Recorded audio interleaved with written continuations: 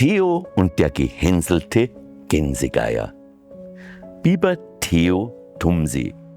Theo lebt mit seiner Familie am Bad Reichenhaller Tumsee, liebt die Natur und Musik, die ab und zu von dem Besucher des Sees zu hören ist, baut gerne Dämme und ist schrecklich neugierig.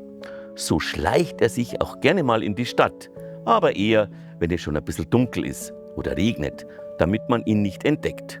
Ist aber noch nie passiert, da er sehr stolz darauf ist. Aber so keck und naseweiß wie Theo ist sicher kein anderer Biber. Theo ist übrigens gerade 1 Jahr alt geworden und erlebt fast jeden Tag ein neues Abenteuer. Zum Kummer seiner Eltern, die sich natürlich immer sehr um ihren kleinen Nachwuchs sorgen. Unser Biber ist ein sehr guter Schwimmer und hat eigentlich immer Appetit auf ein schönes Stück saftiges, weiches Erlenholz. Das ist seine Lieblingsspeise. Und so schaut der Theo aus. Dunkles, dichtes, glänzendes Fell, tolle, große Knapperzähne, eine kleine schwarze Stupsnase, eine enorme Kelle, so heißt sein breiter Schwanz, und er hat nützliche Schwimmhäute zwischen den Zehen. Aber jetzt zur Geschichte. Brrr, ist das kalt hier, bibberte Theo und klapperte mit seinen Zähnchen. Der kleine Biber mochte den eisigen Winter gar nicht gerne, obwohl er durch seinen dichten Pelz gut geschützt war. Aber dieser Polarwind und dieses olle Schneegestöber, nein, das behagte ihm ganz und gar nicht. Man müsste eben im Süden leben, schrie Theo gegen den noch immer stark pustenden Wind an. Da ist es wenigstens warm und kuschelig. Kack, kack, kack, kack. Da hast du aber wirklich recht, kleiner Biber, tönte auf einmal eine krächzende Stimme von oben. Theo schaute in den Himmel. Nix zu sehen.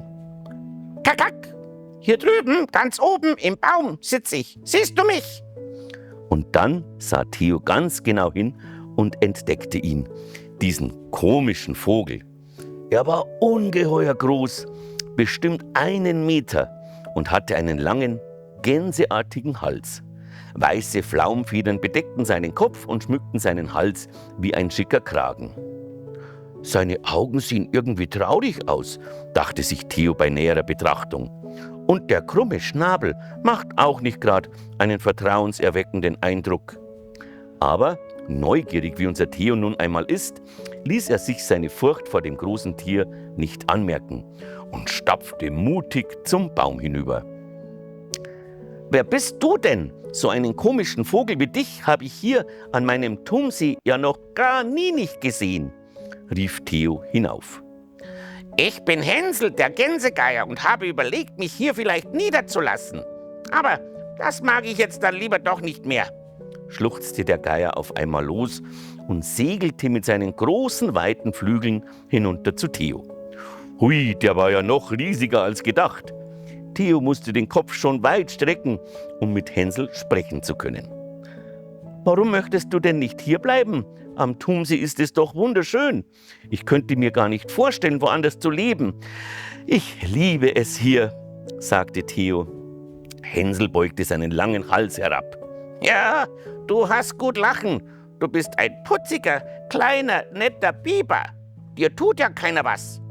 Aber ich bin ein unansehnlicher, hässlicher Gänsegeier, den keiner mag und alle haben Angst vor mir, weil ich so groß bin. Theo sah sich Hänsel noch einmal ganz genau an. Von vorne, von hinten und von der Seite. Er spazierte einmal ganz um den Geier herum. »Was machst du da?«, fragte Hänsel. »Willst du dich auch lustig machen und mich hänseln, wie die olle Krähe gestern?« Den Hänsel hänseln.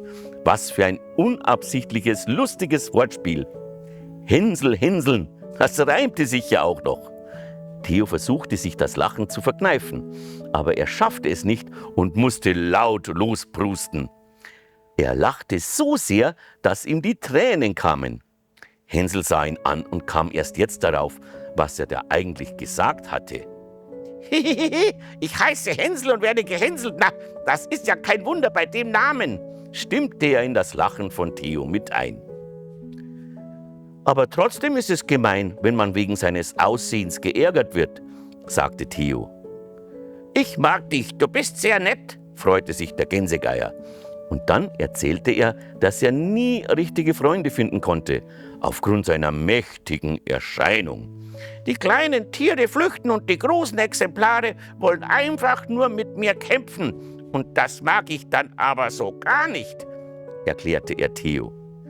Der kleine Biber sah Hänsel freundlich an und sagte mit ernstem Ton: Ich würde gerne dein Freund sein. Du bist ein echt cooler Vogel, finde ich. Hänsel freute sich so sehr, dass er auf eine gewagte Idee kam. Du, Theo, wenn wir jetzt Freunde sind, magst du nicht mal mit mir fliegen? Theo konnte kaum glauben, was er da gehört hatte. Fliegen! Er, der kleine Biber vom Tumsee, würde abheben und durch die Lüfte schweben. »Au ja, bitte, bitte, bitte, ja«, schrie Theo vor Glück. »Na dann los, bitte aufsetzen und versuch mich ganz klein zu machen, damit du auch gut hinaufkommst.« Der Biber nahm all seinen Mut zusammen, atmete noch einmal tief durch und schwang dann mit einem großen Hüpfer auf den Rücken des Gänsegeiers. »Halt dich gut an meinen Federn fest, es geht los«, rief Hänsel. Fast majestätisch bewegte er seine Flügel auf und ab, und schon waren die beiden in der Luft. Immer höher und höher stieg der Gänsegeier hinauf, und der Tumsee, die verschneite Pankrazkirche, die Burgruine Karlstein, die ganze Stadt wurden immer kleiner. Fast wie Spielzeug sah das von hier oben aus. Theo konnte gar nichts sagen, vor Staunen stand ihm der Mund weit offen. So etwas hatte sicher noch kein Biber vor ihm erlebt. Yippie! Nach einem kurzen Rundflug setzte Hänsel seinen Freund direkt am Biberbau bei seiner Familie ab. Die staunte nicht schlecht, als sie Theo auf dem Geier einfliegen sahen. Theo stellte Hänsel artig Papa und Mama vor, die in gehörigem Abstand ein wenig ängstlich, aber freundlich winkten. »So, lieber Theo, ich muss jetzt los, aber morgen sehen wir uns wieder, mein Freund«, sagte Hänsel und erhob sich glücklich in die Lüfte. Theo rief ihm nach: »Bis morgen, lieber Hänsel, bis morgen!« Und seine Familie wartete schon gespannt auf die Geschichte, die Theo heute wieder zu erzählen hatte. Bis bald, kleiner Biber. Und so endet dieses Märchen. Ich hoffe, dass der Zauber dieser Erzählung euch durch die Stadezeit begleiten wird. Kommt's gern morgen wieder, wenn eine neue Geschichte aus Oberbayern auf euch wartet. Bis dahin, macht's es euch gemütlich.